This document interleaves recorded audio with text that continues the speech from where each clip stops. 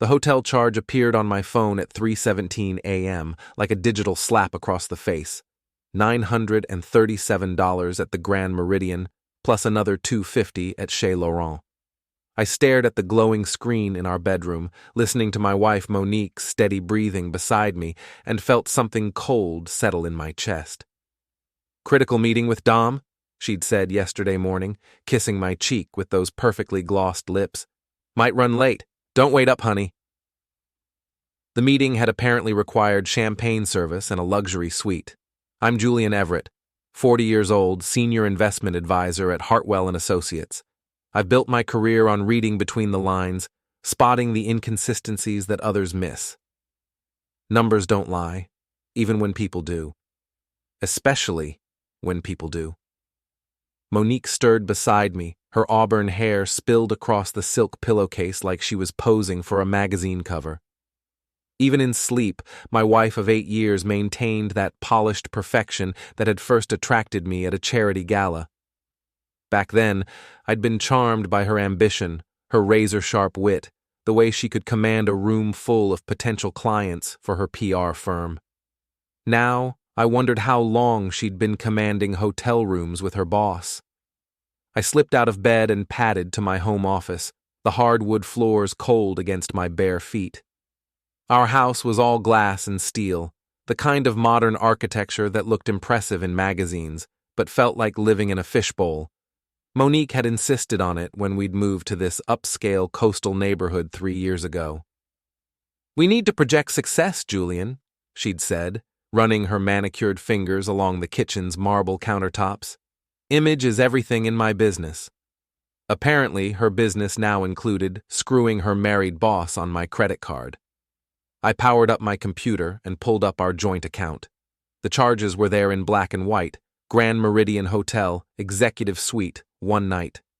Chez Laurent, dinner for 2, wine pairing included. Even a charge for valet parking that made my jaw clench. The hotel's number was easy enough to find. I called, knowing the night concierge would be more talkative than the day staff. "Grand Meridian, this is Kevin speaking. How may I assist you?" "Hi, Kevin. This is Julian Everett. I'm calling about a charge on my card from yesterday. Room service for the executive suite?" "Oh, yes, Mr. Everett. Well, actually, the room was registered under Mrs. Everett and Mr. Carrow. They seemed to enjoy the champagne service. Will there be anything else?" My grip tightened on the phone. "No, that covers it. Thank you." I hung up and stared at the screen, my mind racing. Dominic Carrow, Monique's boss at Carrow Communications. Married to Vanessa Carrow, a woman I'd met at several industry events. Polished, intelligent, with the kind of smile that never quite reached her eyes. I opened a new email and typed Vanessa's address from memory. The message was simple. "Mrs. Carrow, I thought you should know about this meeting your husband had with my wife yesterday. The hotel concierge was very helpful with the details. Julian Everett." I attached screenshots of both charges and hit send. Then I sat back in my leather chair and waited for the fireworks to begin. Monique's alarm went off at 6:30, same as always. I listened from my office as she moved through her morning routine with military precision: shower, coffee, 20 minutes at her vanity table, applying what she called her war paint.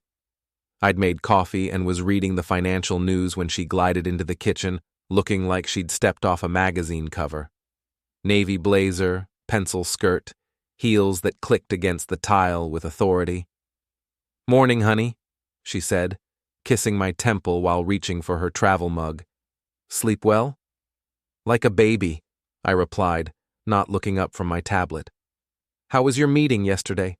You got in pretty late." She didn't miss a beat. "Exhausting. Dom had us working until nearly midnight on the Patterson account.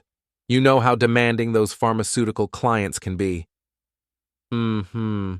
Sounds like it required room service." For just a moment, her hand froze on the coffee pot handle. Then she laughed, that practiced tinkle she used with difficult clients. "Room service? Julian, what are you talking about? We ordered Chinese takeout to the conference room like we always do."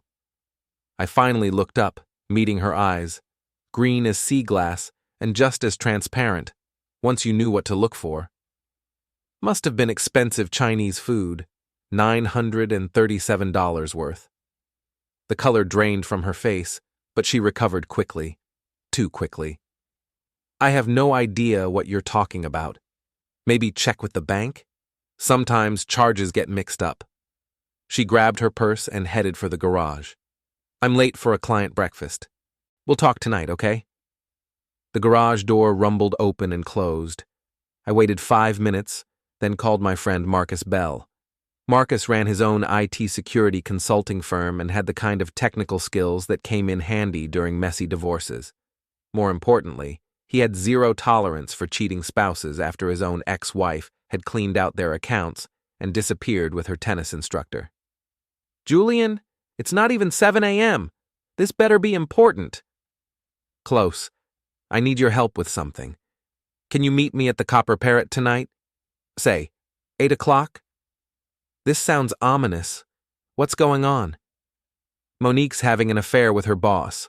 I've got hotel receipts, but I need to know how deep this goes. Marcus was quiet for a moment. Shit, Julian. I'm sorry. Yeah, I'll be there. And Julian, don't do anything stupid before we talk. Too late for that advice. I already sent the receipts to the guy's wife. Jesus Christ, okay. Definitely don't do anything else stupid. I spent the day at work trying to focus on client portfolios, but my mind kept drifting to Monique. How long had this been going on? Were they just sleeping together, or was there more to it? By 6 p.m., I had my answer. My phone buzzed with a text from an unknown number. This is Vanessa Carrow. We need to talk. Copper Parrot, 7 p.m., come alone. The Copper Parrot was the kind of upscale bar that attracted professionals who wanted to see and be seen. Exposed brick walls, craft cocktails, and a clientele that discussed quarterly earnings over $20 martinis. Vanessa was already there when I arrived, sitting in a corner booth with her back to the wall. She was younger than I'd remembered, maybe 42, with platinum blonde hair pulled into a severe chignon. Her black dress probably cost more than most people's monthly rent. Mr. Everett. She didn't stand or offer her hand. Sit. I slid into the booth across from her. She had a manila folder on the table and a glass of wine that looked untouched. Thank you for the receipts, she said without preamble. Though I should mention I've been tracking my husband's extracurricular activities for the past 6 months. That caught me off guard. 6 months? Dom isn't as clever as he thinks he is. Neither is your wife. She opened the folder and slid a photograph across the table. This was taken 3 weeks ago. The photo showed Monique and Dom entering a different hotel, his hand on the small of her back in a gesture that was unmistakably intimate. There are 17 more, Vanessa said calmly. Different hotels, different restaurants, always on your credit card, I noticed. Dom's been careful not to leave a paper trail on our accounts.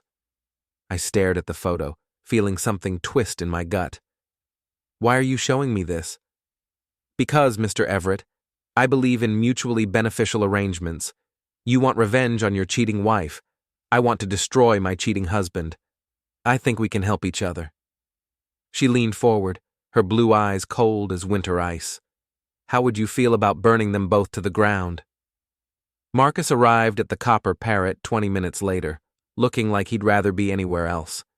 He was the kind of guy who preferred solving problems with code rather than conversation, but he'd been my friend since college and had never let me down. Vanessa studied him as he approached our booth. This must be your technical consultant.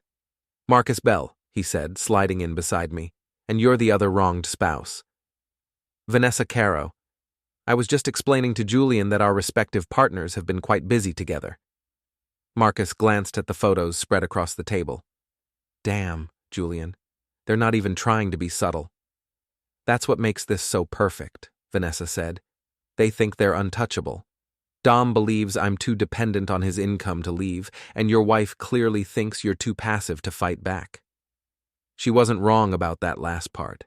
I'd always been the steady one in our marriage, the reliable provider who handled the finances while Monique handled the social climbing. But there's a difference between being steady and being stupid. "What exactly are you proposing?" I asked. Vanessa smiled, and for the first time, it reached her eyes. It wasn't a pleasant expression. "Complete destruction. Financial, professional, and social. I want them to lose everything that matters to them." She pulled out another folder. "I've been doing my homework. Did you know that Dom has been skimming money from client accounts? Small amounts. Nothing that would trigger an audit, but it adds up over time."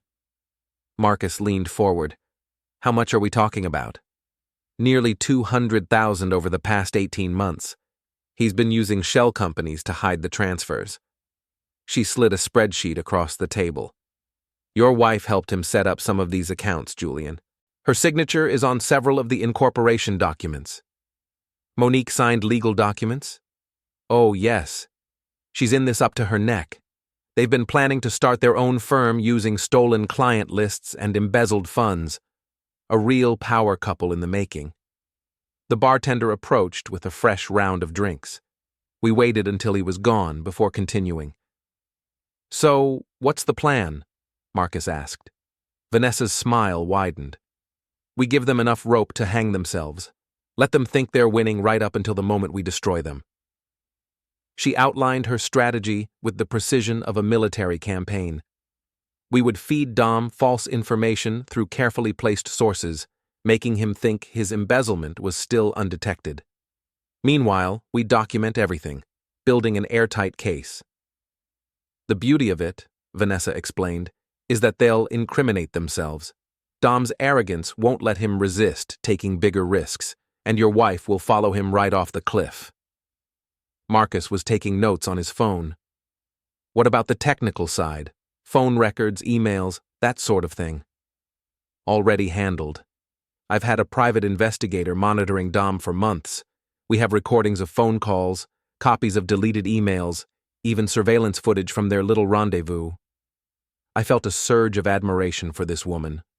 While I'd been playing the oblivious husband, she'd been building a case that would destroy both our cheating spouses. "When do we move?" I asked. "Soon. Dom is planning something big for next week. There's a charity gala that all the major players will attend. He's going to announce his new firm and try to poach several major clients."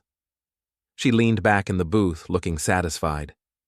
"It would be a shame if his grand announcement got overshadowed by a few uncomfortable revelations, wouldn't it?" Marcus grinned. "I like her, Julian. She's got style." We spent another hour going over details. Vanessa had thought of everything, from the timing of our revelations to the legal implications of our actions. By the time we parted ways, I felt something I hadn't experienced in months: hope. But first, I had to get through the rest of the week pretending nothing had changed. Monique was already in bed when I got home, claiming she had a headache. I brushed my teeth and slipped under the covers beside her, listening to her breathing and wondering how many lies she'd told me over the past 6 months. "Julian?" Her voice was soft in the darkness. "Yeah? I love you. You know that, right?" For a moment, I almost felt sorry for her. Almost. "I know," I said. But what I was thinking was, you're going to pay for every single lie. The next few days passed in a blur of careful acting. Monique continued her routine of late meetings and weekend work sessions, while I played the understanding husband. But I was gathering intelligence, documenting every lie, every inconsistency in her stories. Marcus had managed to recover some of Monique's deleted text messages through a cloud backup she'd forgotten about. The messages were damning, detailed discussions about which clients they planned to steal, jokes about my boring personality, and explicit descriptions of their hotel encounters that made my stomach turn. But it was the message from 3 days ago that made me see red. "Dom says Julian is too much of a coward to ever leave me. We could probably do this right in front of him and he wouldn't say anything." That's when I decided to accelerate our timeline. Friday evening, I was in my office when I heard Monique's car pull into the garage. She'd been at another client dinner, that had lasted until nearly 10 p.m. I waited until she was in the shower, then walked into our bedroom. Her phone was charging on the nightstand. I picked it up and scrolled through her recent calls. 3 calls to Dom that afternoon, 2 to someone listed as T in her contacts, and 1 to a number I didn't recognize. The bathroom door opened and Monique emerged in her silk robe, toweling her hair dry. "Hey, honey," she said, not noticing the phone in my hand. "How was your day?" "Interesting," I said. "I learned some fascinating things about shell companies and embezzlement." She froze, the towel still wrapped around her head. "Julian, what are you talking about?" I held up her phone. 3 calls to Dom today. That's a lot of contact for people who supposedly just work together. Her face went through several expressions in rapid succession: surprise, fear, calculation, and finally defiance. "You went through my phone? How dare you? How dare I?" I stood up, feeling 8 years of careful politeness evaporate. "How dare you sleep with your boss in hotel rooms that I'm paying for?" She had the audacity to look offended. "Julian, lower your voice. The neighbors will hear." "Let them hear. Let the whole neighborhood know that my wife is a cheating, embezzling piece of work who thinks I'm too much of a coward to do anything about it." That last part hit home. Her face went white. "You read my messages. Every single one. Including the part where you and Dom joke about stealing my clients and using shell companies to hide embezzled funds. Did you really think I wouldn't find out?" She sat down heavily on the edge of the bed, the towel falling from her hair. "Julian, I can explain." "Explain what? How you forged incorporation documents? How you've been planning to destroy my career while screwing your married boss? Which part needs explaining, Monique?" For a moment, she looked genuinely remorseful. Then her expression hardened. "You want to know the truth? Fine. Yes, I'm having an affair with Dom. Yes, we're planning to start our own firm. And yes, we're going to take clients with us because that's how business works." She stood up, tightening her robe around her waist. "You think you're so perfect, Julian? You're boring. You come home every night and read financial reports. You haven't taken me anywhere exciting in 3 years. Dom makes me feel alive. Dom is married with 2 kids. Dom is getting a divorce. We're going to be together." I almost laughed. "Monique, Dom isn't getting a divorce. His wife knows all about your affair, and she's been building a case against both of you for months." The color drained from her face again. "That's impossible." "Is it? Did you really think you were being subtle? Hotel receipts on my credit card, deleted messages that weren't actually deleted, incorporation documents with your signature all over them?" I walked to my dresser and pulled out a manila folder that Vanessa had given me. "Vanessa Carrow says hello, by the way. She wanted me to give you these." I dumped the contents of the folder on the bed: photos, bank records, phone logs, and a letter from Vanessa's divorce attorney outlining the criminal charges she planned to file. Monique stared at the papers like they were poisonous snakes. "This isn't over," she said finally. "You're right," I agreed. "It's not. Because tomorrow night at the charity gala, everyone you work with is going to learn exactly what kind of person you really are." She looked up at me with something that might have been fear. "Julian, please. We can work this out. I made a mistake, but we can fix this." "No," I said, gathering up the papers. "We can't, because I'm done being married to someone who thinks I'm too much of a coward to fight back." I headed for the door, then turned back. "Oh, and Monique, pack a bag. You're not sleeping here tonight." The Ocean View Country Club was decorated like something out of a fairy tale, with thousands of white lights strung from the ceiling and centerpieces that probably cost more than most people's monthly salary. The annual Children's Hospital Charity Gala was the social event of the season, attended by everyone who was anyone in our city's business community. It was the perfect venue for public humiliation. I adjusted my bow tie and surveyed the crowd. Monique was across the room in a stunning red dress, playing the part of the devoted wife while Dom worked the room beside her. They made a handsome couple, I had to admit. Too bad their partnership was about to implode. Marcus appeared at my elbow with 2 glasses of champagne. "You clean up nice, Julian. Ready for this?" "More than ready." Vanessa glided up to us in a silver gown that made her look like an avenging angel. "Gentlemen, everything is in place. The board members have been briefed, the media contacts have been alerted, and Dom's business partners are expecting quite a show." She handed me a small envelope. "The final piece of evidence arrived this afternoon. Dom's been skimming from the Children's Hospital Fund." I stared at her. "The charity money. $50,000 over the past year. He thought no one would audit a charity account." Her smile was sharp as a blade. He was wrong. The evening's program began with cocktails and silent auction bidding. I watched Monique and Dom work the room, schmoozing potential clients and playing the part of successful professionals. Dom even had the balls to bid on a weekend getaway package, probably planning to use it for another romantic rendezvous. At 8:30, the formal program began. The hospital's chief administrator gave a speech about the importance of community support, followed by several board members thanking major donors. Then, Dom took the stage. "Ladies and gentlemen," he began, his voice carrying easily across the ballroom, "tonight, I'm excited to announce the launch of Carrow Communications, a new venture that will revolutionize how businesses approach public relations." The audience applauded politely. Monique beamed from her table near the front, playing the part of the supportive business partner. "My partner, Monique Darrow, and I have been working tirelessly to build something special. We believe in innovation, integrity, and putting our clients' needs first." That's when I stood up. "Excuse me," I called out, my voice cutting through the applause. "I think there's been some confusion about integrity." The room fell silent. Dom squinted into the lights, trying to see who was speaking. "Julian Everett," I said, walking toward the stage. "Monique's husband. I have some information about Carrow Communications that I think everyone should hear." Security guards started moving toward me, but Vanessa's voice stopped them cold.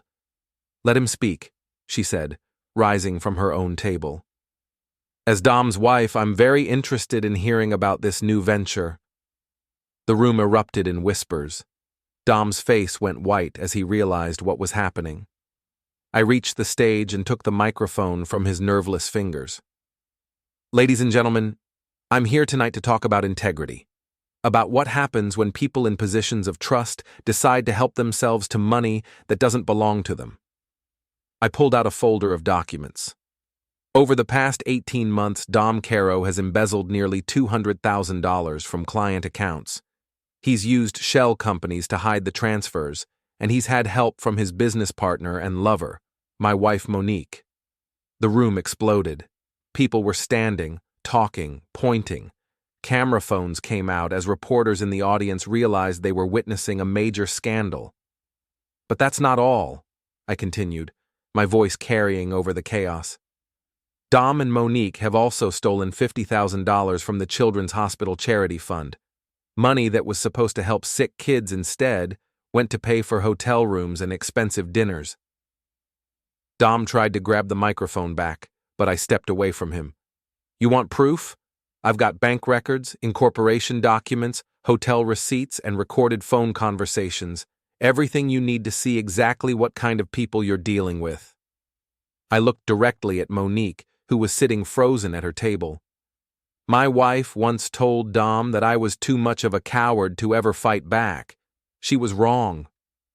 The aftermath of the gala was swift and brutal. By Monday morning, Dom had been fired from his own company and was facing criminal charges for embezzlement.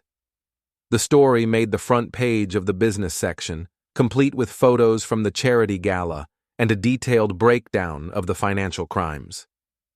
Monique fared no better. Her PR firm dropped her immediately, and several of her former clients issued statements distancing themselves from her actions. The professional reputation she'd spent years building was destroyed in a matter of days. I was in my office Wednesday afternoon when Marcus called with an update. "Dom's been arrested," he said without preamble. Vanessa's divorce attorney had him picked up this morning on embezzlement charges. He's looking at 5 to 10 years.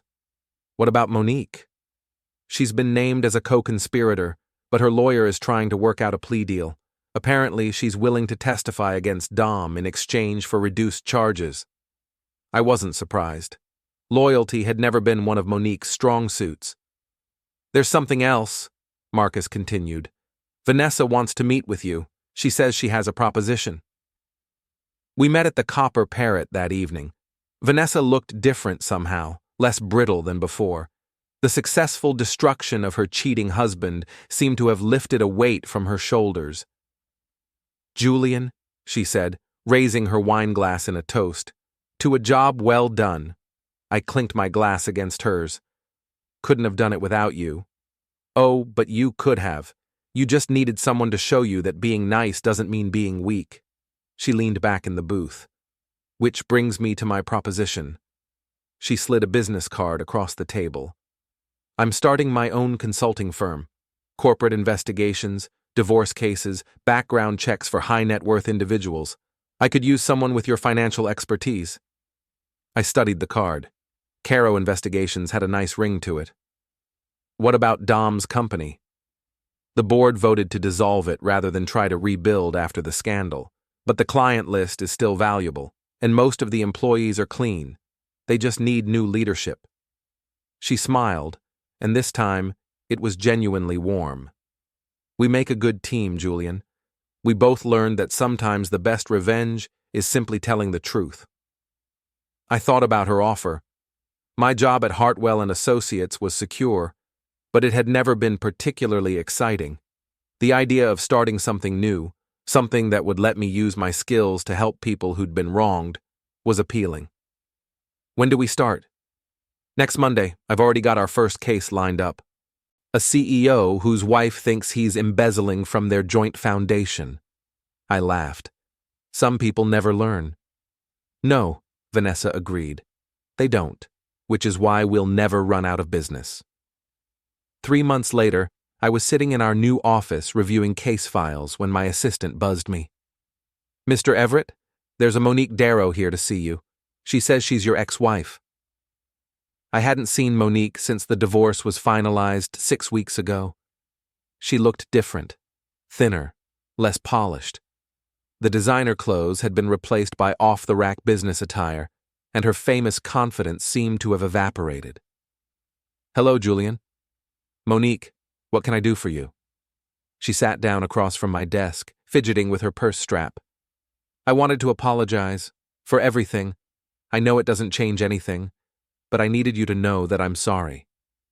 I studied her face, looking for signs of manipulation or calculation. All I saw was exhaustion. "How's the plea deal working out?" "Community service and probation. I got lucky." She looked around the office. "I heard about your new business. You and Vanessa Carrow. We help people who've been lied to and cheated. It's surprisingly fulfilling work." She flinched at that. "Julian, I know you have every right to hate me, but I was wondering if you might consider giving me a reference. I'm trying to find work and—" "No." The word came out harder than I'd intended, but I didn't take it back. "I'm not going to help you rebuild your career after you tried to destroy mine. Find someone else to vouch for your character." She nodded slowly. "I understand. I just thought—" "We were married for 8 years. That had to count for something." It did count for something. It taught me that I'm stronger than I thought I was. And it taught me the difference between being nice and being stupid. She stood up, her eyes bright with unshed tears. "For what it's worth, Dom was wrong about you. You're not a coward." "No," I agreed. "I'm not." After she left, I sat in my office thinking about the past few months. The divorce had been painful, but it had also been liberating.